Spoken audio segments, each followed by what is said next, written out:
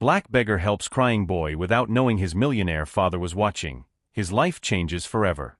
Blood ran down the boy's knee as his sobs echoed on the empty sidewalk. No one stopped. No one looked. To the hurried passers-by in New York, a crying child was just another noise in the chaotic symphony of the city. But for Zoe, even with hunger gnawing at her stomach for 2 days, that cry pierced through all her defenses. "Hey little one, let me see that." Zoe approached the boy, ignoring the suspicious glances of pedestrians. Her dark, calloused fingers contrasted with the boy's pale skin as she gently examined the bruise. With precise movements, she took a surprisingly clean handkerchief from her pocket, her only possession besides the clothes she wore, and pressed it against the wound. A few feet away, Richard Montgomery watched the scene motionless, his hand instinctively clenching the $5,000 Italian leather briefcase. His son had run ahead, tripped, and now a homeless woman was touching him. His first impulse was to intervene, but something stopped him, perhaps the delicacy of the woman's movements, or the way his son had stopped crying almost instantly. "What happened, champ?"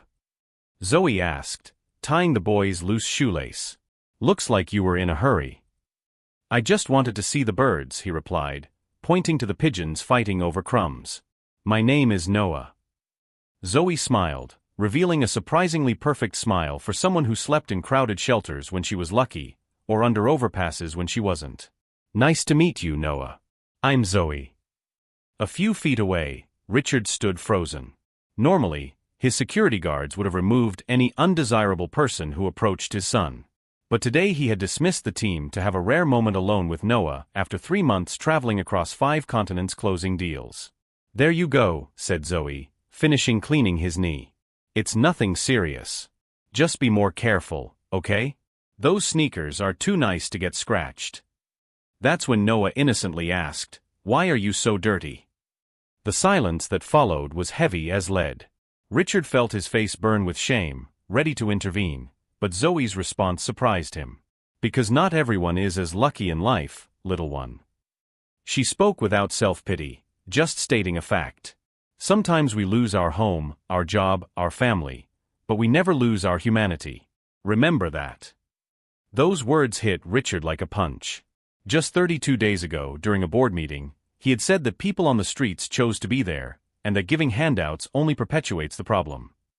Now he was watching a woman who clearly had nothing share her only clean possession with a stranger. Zoe stood up, quickly wiping her face to hide a stubborn tear. Her stomach growled loud enough for Noah to hear, reminding her that she had traded her last meal from the shelter for that clean handkerchief after hearing that an infection had spread among the homeless in the area. "Dad!" Noah finally spotted Richard and ran toward him. "Look, that lady helped me." Richard stepped forward, awkward in his normally confident stance.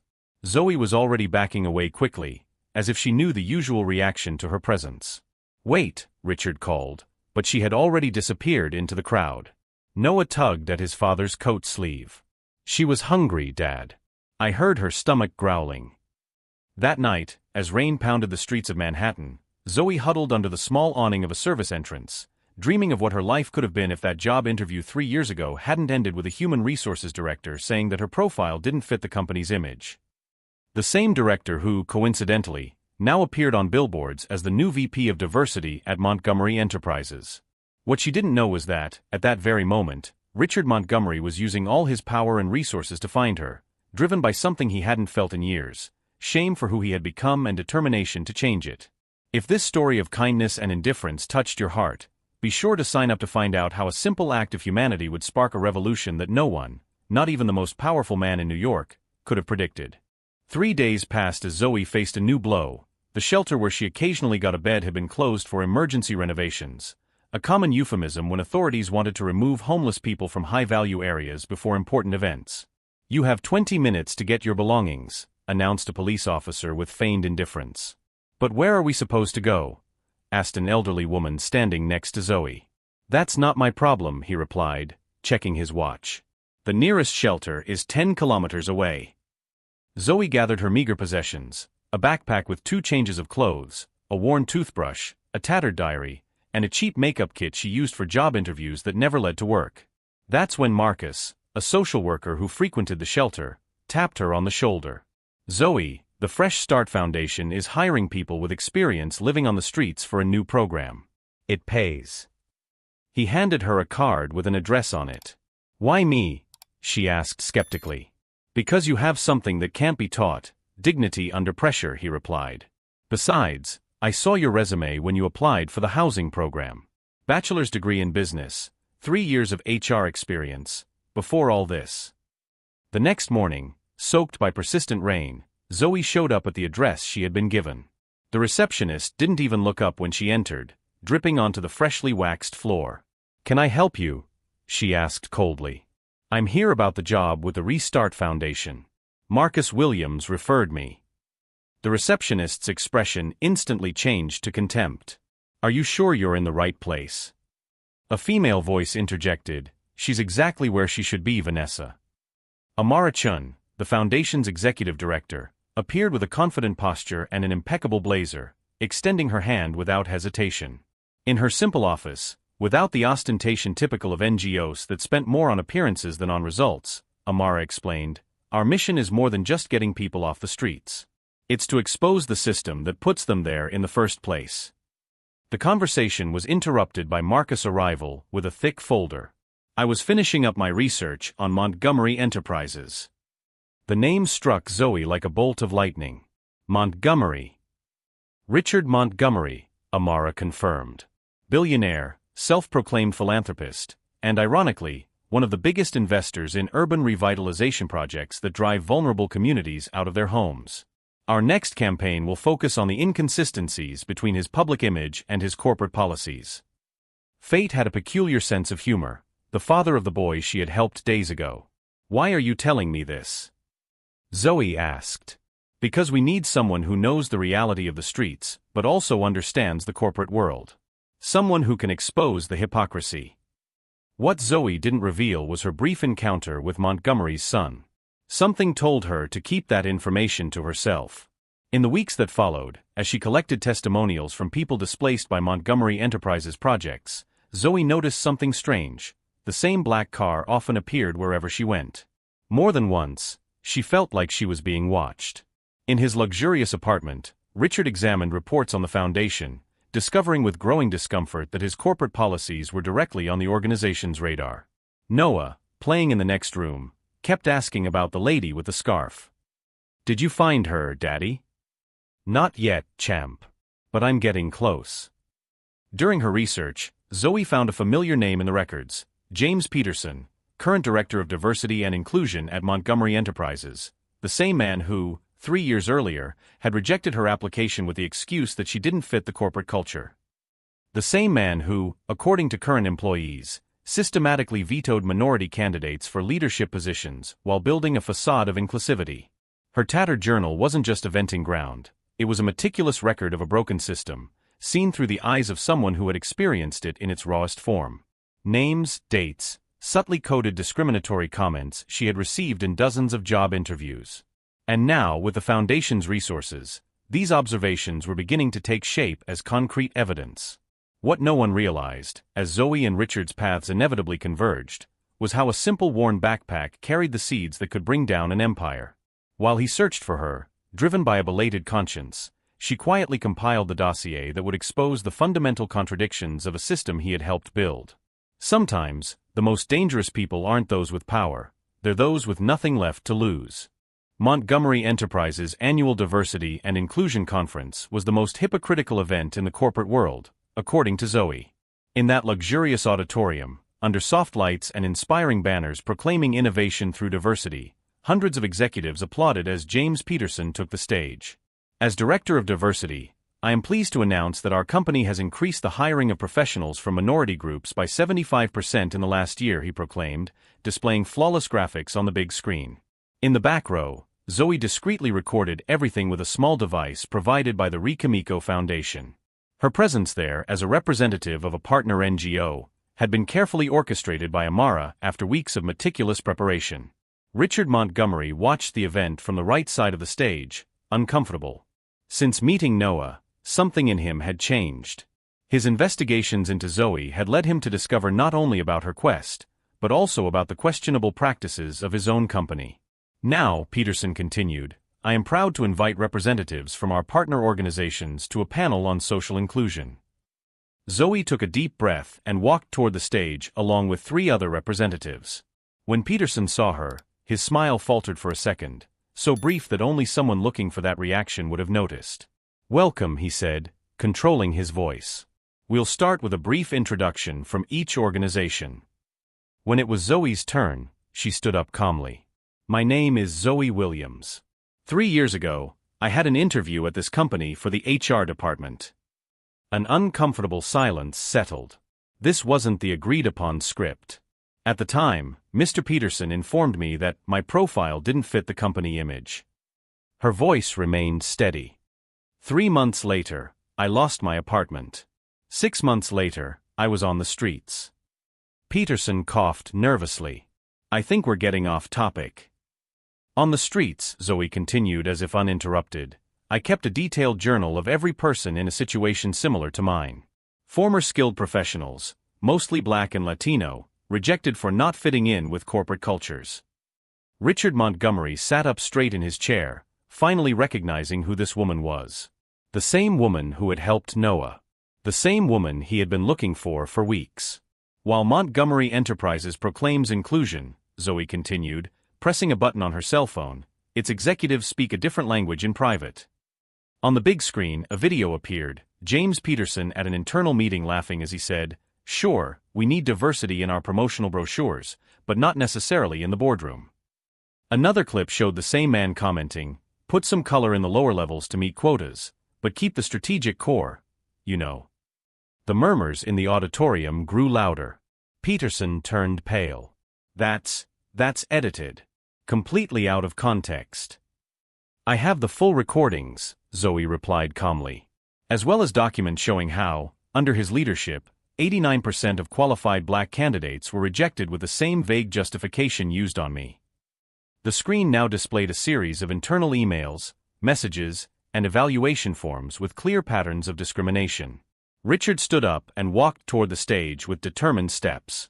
Peterson, sweating, looked frantically between Zoe and his boss. "Mr. Montgomery, this is clearly an attempt to—" "Silence," Richard interrupted, his voice echoing through the microphone. For a moment, Zoe feared he was there to defend him. Instead, he turned to the audience. "As CEO of Montgomery Enterprises, I take full responsibility for these failures. Not just policy failures, but moral failures." The entire auditorium froze. Richard Montgomery never admitted mistakes publicly. "Miss Williams," he continued, looking directly at Zoe, "you have shown us today the true meaning of courage and integrity. Qualities that, ironically, we claim to value in this company." Peterson tried to slip away discreetly, but Richard held him back by the arm. "James Peterson is officially relieved of his duties, effective immediately. And tomorrow we will begin a full audit of all our hiring and promotion practices." Turning to Zoe, he said more quietly, "And I have a personal debt to you that I'd like to discuss in private." Backstage, after the conference descended into chaos, Richard found Zoe organizing her notes. "Noah asks about you every day," he said simply. She looked at him, surprised.